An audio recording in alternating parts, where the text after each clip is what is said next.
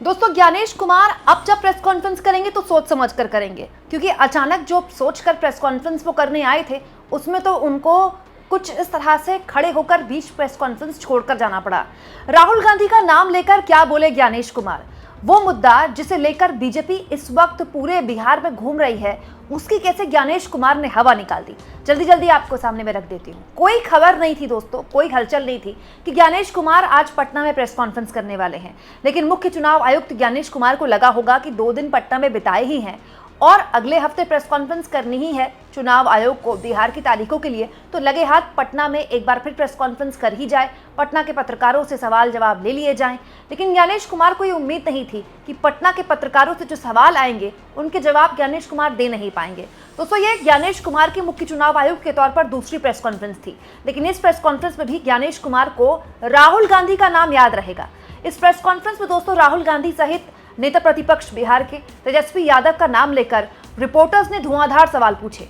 बार बार reporters vote चोरी के नारे को लेकर बात कर रहे थे, वोट चोरी के आरोपों को लेकर बात कर रहे थे, एसआईआर में जिस बड़े स्तर पर नाम काटे गए हैं खासतौर पर महिलाओं के, उसको लेकर बात कर रहे थे। तो ज्ञानेश कुमार की चेहरे की हवाइयां उठती दिखाई दी। जवाब में ज्ञानेश कुमार ने क्या कहा है तो मैं आपको सुनाऊंगी ही, ये सुनिएगा जरूर, क्योंकि इसके बाद मैं आपको बताऊंगी कि ज्ञानेश कुमार ने कैसे बीजेपी के उस मुद्दे की हवा निकाल दी जो पूरे चुनाव में बीजेपी का फोकस पॉइंट रहने वाला है। लेकिन पहले सुनिए वोट चोरी के नारे पर ज्ञानेश कुमार की सफाई।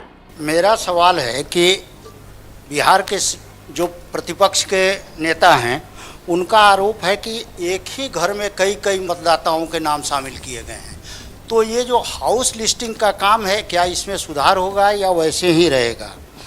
दूसरा सर ये है कि फॉर्म 70C इसको लेकर क्या है कि क्या जो पहले वोटर एजेंट जो पॉलिटिकल पार्टी के चले जाते हैं तो उनकी क्या बाध्यता रहेगी कि वो लेकर और हस्ताक्षर करके ही वहाँ से जाए? Next question. और इसी से एक जुड़ा हुआ है सर, एक और जुड़ा हुआ है जी, आप काइंडली ऐसे सर, मॉक पोल को लेके क्या जितने पॉलिटिकल पार्टी भाग लिए हैं और जो नहीं लिए हैं क्या उनका ब्यौरा आप जारी करेंगे? एसआईआर की प्रक्रिया पर हालांकि सोशल मीडिया पर कुछ बातें कही जरूर गई, लेकिन एक ये बात भी सत्य है कि बिहार के लगभग 7 करोड़ 42 लाख मतदाताओं ने इसका स्वागत भी किया है और बढ़ चढ़कर हिस्सा लिया है। इसीलिए आपके माध्यम से बिहार के सभी मतदाताओं का मैं बहुत बहुत धन्यवाद भी करना चाहता हूँ। किसी का ये कहना कि रिवीजन चुनाव के बाद होना चाहिए वो न्याय संगत नहीं है।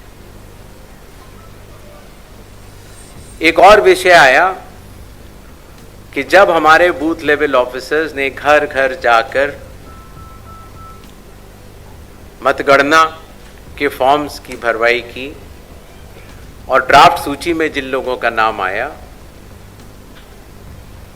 1 अगस्त 2025 को, और उसके बाद सभी राजनीतिक दलों को, सभी बूथ लेवल एजेंट्स को 1 अगस्त से लेकर पहले 1 सितंबर तक अपने दावे और आपत्ति, अर्थात अगर किसी का नाम छूट गया है तो बताने की पूर्ण स्वतंत्रता थी। अखबारों में ऐड दिए गए और इसी तरीके से अगर किसी अयोग्य आदमी का नाम अंदर चला गया है तो फॉर्म 7 भरने के बाद उसका नाम कटवाने की अर्जी देने के लिए कहा गया। ये कार्य 1 सितंबर को पूर्ण हुआ। चूंकि शायद और वास्तव में हमारे बूथ लेवल ऑफिसर्स ने काफ़ी अच्छा काम किया था, तो बहुत अधिक न तो दावे आए न आपत्तियां आईं, और अगर आई भी तो लोगों ने अपना नाम कटवाने के लिए दी, शायद क्योंकि उन्हें तब तक इस बात का काफ़ी अवेयरनेस हो चुकी थी कि आपका वोट सिर्फ एक जगह होना चाहिए, किसी एक असेंबली कॉन्स्टिट्यूंसी में ही हो सकता है। दोस्तों, अब आते हैं रिपोर्टर्स के उस सवाल पर जिसके जरिए बीजेपी पूरा का पूरा चुनावी मशीनरी अपनी इसमें झोंकी हुई है, घुसपैठिए के मुद्दे पर, कि आखिर बिहार में घुसपैठियों को आपने घुसने नहीं देना है। घुसपैठियों के मुद्दे पर झारखंड में चुनाव लड़ा बीजेपी ने, दिल्ली में चुनाव लड़ा, अब बिहार में लड़ना चाहती है। इसको लेकर ज्ञानेश कुमार से सवाल पूछ लिया गया। तो ज्ञानेश कुमार के चेहरे की हवाइयाँ देखिए और उसके बाद जवाब भी मैं आपको सुनाती हूँ। नमस्ते, मेरा नाम पुष्यमित्र है, मैं इंडिया टुडे से हूँ। मैं ये जानने में मतलब मेरी रुचि रही जब फाइनल ड्राफ्ट रोल आ गया कि क्या बिहार में एसआईआर के बाद कुछ विदेशी नागरिक ऐसे मिले जिन्होंने अपना वोटर आईडी बना रखा था, लेकिन मुझे ये जानकारी किसी भी प्रेस रिलीज में नहीं मिली, पूछने पर भी नहीं मिली।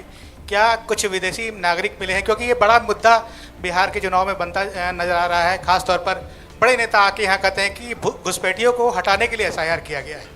तो दो सवाल हैं, क्या घुसपैठियों को हटाने के लिए एसआईआर हुआ था और क्या घुसपैठिए मिले? Thank you. ब्रजकिशोर दुबे, दैनिक भास्कर से। सर, हमारा ये 2 पॉइंट पर सवाल है कि एसआईआर के दौरान विदेशी मतदाता कितने मिले बिहार में। दूसरा सवाल है सर कि इसमें कि कब तक और कितने लोगों को वोटर कार्ड जारी किया जाएगा। दोस्तों ये तो थे रिपोर्टर्स के सवाल, लेकिन क्या आप जानते हैं जवाब क्या आया? जवाब कुछ भी नहीं आया। दरअसल ज्ञानेश कुमार ने घुसपैठिए शब्द का जिक्र ही नहीं किया। ये बिल्कुल वैसा ही है दोस्तों जब पिछली बार दिल्ली में ज्ञानेश कुमार ने प्रेस कॉन्फ्रेंस की थी। पूरी प्रेस कॉन्फ्रेंस में माताओं बहनों टाइप की बातें बोल रहे थे, राहुल गांधी को ललकार रहे थे कि हलफनामे में साइन क्यों नहीं करते, लेकिन तब भी उनसे पूछा गया था कि बताइए कितने घुसपैठिए मिले आपको बिहार में। वहां भी उन्होंने जवाब नहीं दिया घुसपैठियों पर और यहाँ भी नहीं दिया। इसका मतलब एक बात तो साफ है दोस्तों, बिहार में कोई घुसपैठिया तो है नहीं, कम से कम चुनाव आयोग को तो एसआईआर में नहीं मिला है। तो जब चुनाव आयोग को एसआईआर में कोई घुसपैठिया नहीं मिला तो अमित शाह और मोदी जी बिहार में घूम घूम कर कौन से घुसपैठियों की तलाश कर रहे हैं? कहीं चुनाव आयोग ने घुसपैठिए का जिक्र ना करके बीजेपी की पूरी मशीनरी की हवा तो नहीं निकाल दी है दोस्तों। हालांकि मुख्य चुनाव आयुक्त ज्ञानेश कुमार के पास वक्त कम था तो उनको बीच में ही कुछ इस तरह से प्रेस कॉन्फ्रेंस छोड़कर जाना पड़ा। उनसे कहा, जब और सवाल पूछे गए तो उन्होंने कहा कि उनकी फ्लाइट का वक्त हो रहा है। फ्लाइट का वक्त हो रहा है या फिर ज्ञानेश कुमार दरअसल इस तरह के सवाल फेस नहीं कर पा रहे थे। अगर आप परमिट करें तो हम निकल जाते हैं। मैं आप सबका बहुत बहुत धन्यवाद करता हूँ।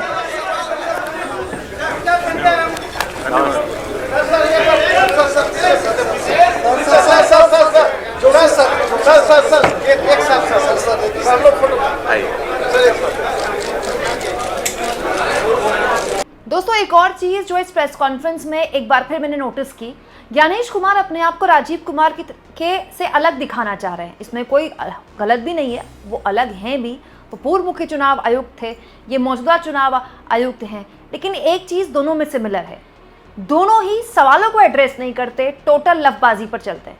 इतने इंपॉर्टेंट सवाल प्रेस कॉन्फ्रेंस में पूछे गए विपक्ष के वोट चोरी के मामले में, एसआईआर में जिन लोगों के नाम कटे उस मामले में, ज्ञानेश कुमार बस इतना बोलकर चलेगा कि अभी भी नोटिफिकेशन फाइल करने तक वक्त है, जिनके नाम कटे वो दोबारा से अपने नाम बचा सकते हैं कटने से। मतलब बिहार के लोगों के बारे में आप सोचिए दोस्तों, पिछले 2-2.5 महीने से बिहार का आदमी लगातार अपना वोट बच जाए इसके लिए लाइन पर लगा है, फिर अभी उसको फिर लाइन पर लगना है वोट देने के लिए। मतलब एसआईआर के नाम पर बिहार के वोटर्स के साथ जो किया गया है ये अपने आप में केस स्टडी है। चुनाव आयोग इसको पता नहीं किस केस स्टडी की तरह लेगा, लेकिन ये वाकई में एक केस स्टडी है। हालांकि एक चीज़ दोनों के बीच में समान भी दिखी मुझे, राजीव कुमार और ज्ञानेश कुमार के बीच। राजीव कुमार उन सवालों को टालते थे अपनी वाहियात शायरी से, और हमारे ज्ञानेश कुमार जी हर ऐसा लगता है आने वाले वक्त में किसी भी राज्य में अगर वो चुनाव की तारीखों का ऐलान करेंगे तो उस राज्य की भाषा के जरिए अपने भाषण की शुरुआत करेंगे, जिसमें कुछ गलत नहीं है, बस पॉइंट ये कि जो सवाल पूछा जाए उनको भी एड्रेस किया जाए।